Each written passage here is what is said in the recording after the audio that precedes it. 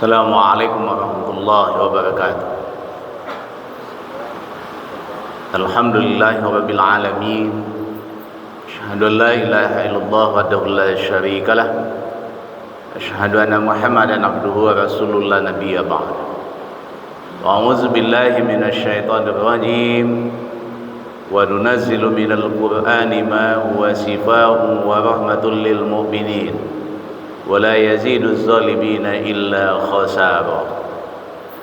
Al-Quran surat 17 Al-Isra ayat 82. Bapak Ibu para jemaah yang dirahmati oleh Allah, hari ini kita sudah berada pada tanggal 15 Zulhijjah 1446 Hijrah, di mana bagi sanak pemilih kita, saudara kita, sahabat kita, kawan kita, dan jemaah kita yang tahun ini diberi rezeki, diberi kesempatan oleh Allah menunaikan ibadah haji yang merupakan salah satu rukun Islam yang 5. Insyaallah malam ini waktu Indonesia, waktu Arab Saudi akan diterbangkan. Kemudian insyaallah besok sudah sampai kloter 1 siangnya di sini. Nah, tentu kita doakan balinya daripada jemaah kita tentu adalah dalam keadaan sehat walafiat dan mendapatkan haji yang mabrur. Kita juga sudah menjalankan beberapa rangkaian ibadah yang bagi kita yang tidak sedang berhaji. Ada 4 hal yang dilakukan. Yang pertama adalah mengambil keutamaan 10 awal daripada bulan Zulhijjah. Yang kedua adalah mengambil keutamaan tanggal 9 Zulhijjah saja. Yang ketiga melaksanakan salat Idul Adha dan mendengarkan khutbah. Dan yang keempat adalah udhiyah, penyembelihan hewan kurban. Baik kesemuanya kita laksanakan ataupun tidak, kita selalu berdoa kepada Allah kiranya amal ibadah yang telah kita lakukan itu diterima di sisi Allah hendaknya. Bapak Ibu para jemaah yang dirahmati oleh Allah, saya sengaja kutip ayat dari Al-Quran surat 17 Al-Isra ayat 82. Al-Quran obat bagi jiwa, rahmat bagi hati. Jadi obat bagi jiwa, rahmat bagi hati. Kata Abdullah Al-Antaqi rahimahullah, beliau berkata obat hati itu ada 5. Jadi obat hati itu ada 5 perkara. Yang pertama adalah duduk bersama orang-orang soleh. Kita masih berada sekarang ini bulan haram. Mari kita hendaknya meningkatkan amal-amal soleh kita.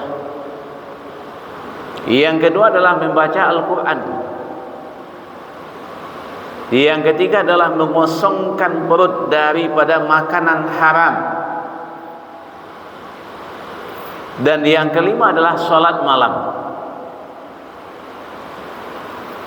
Yang kelima adalah berdoa dengan rendah diri pada waktu subuh.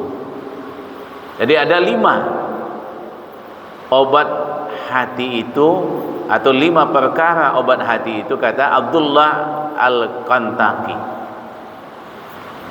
Bapak Ibu para jemaah yang dirahmati oleh Allah, Al-Quran itu adalah sebagai penawar dan rahmat. Makanya ditegaskan oleh Allah tadi dalam Al-Quran surat 17 Al-Isra ayat 82, dan kami turunkan dari Al-Quran suatu yang menjadi penawar dan rahmat bagi orang-orang yang beriman. Dan Al-Quran itu adalah tidaklah menambah kepada orang-orang yang zalim selain kerugian.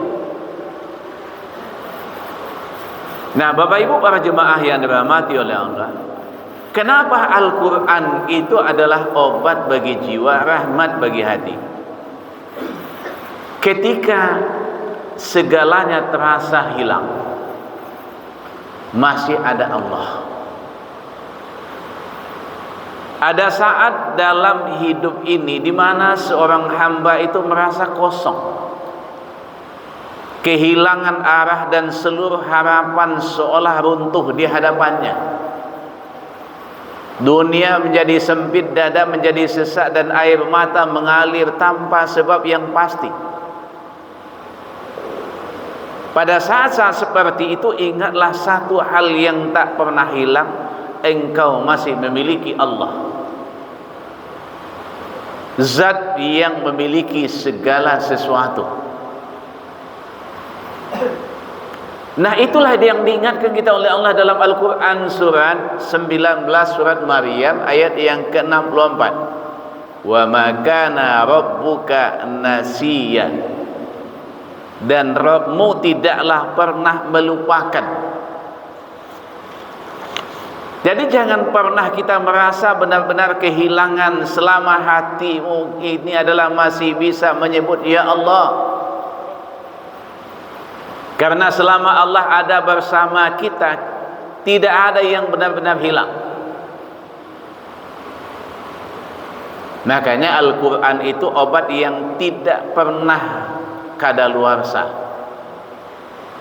Kalau resep dokter yang kita diterima ada obat, itu ada kadaluarsanya. Tapi Al-Quran obat yang tidak pernah kadaluarsa.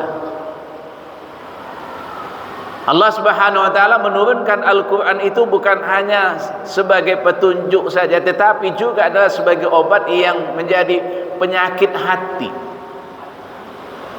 Dia juga sebagai obat yang menjadi penyakit hati, penghapus kesedihan dan cahaya dalam gulita gelap atau gulita dunia.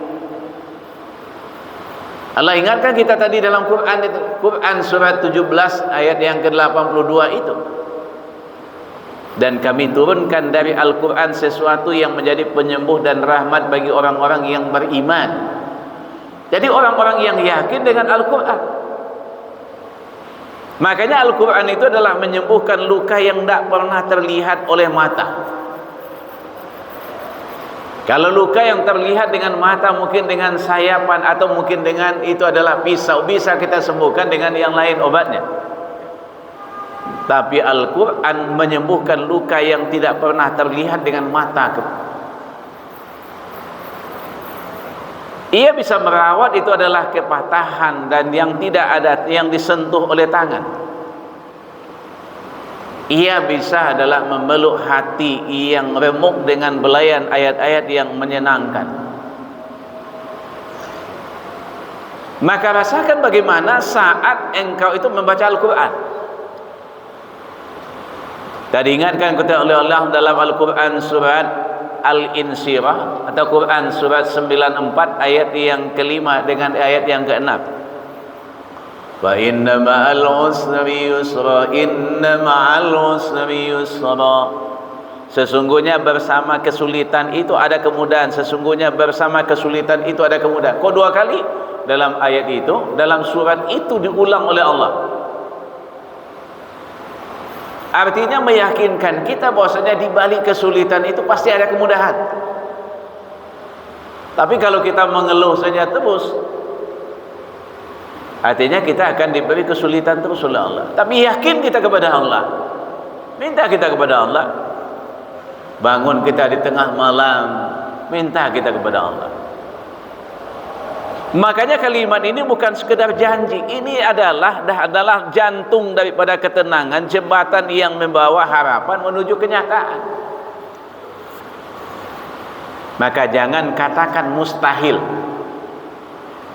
Jangan katakan mustahil. Seberapa besar pun masalah yang kita hadapi, seberat apapun kita adalah beban yang kita pikul, jangan pernah ucapkan ini tidak mungkin. Sebab keyakinan kepada Allah dan istighfar itu adalah dua kunci yang mampu mengubah yang mustahil menjadi mudah.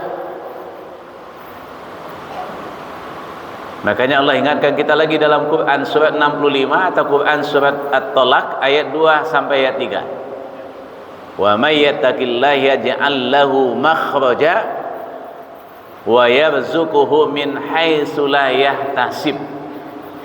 Barang siapa yang bertakwa kepada Allah, niscaya Allah akan mengadakan baginya jalan keluar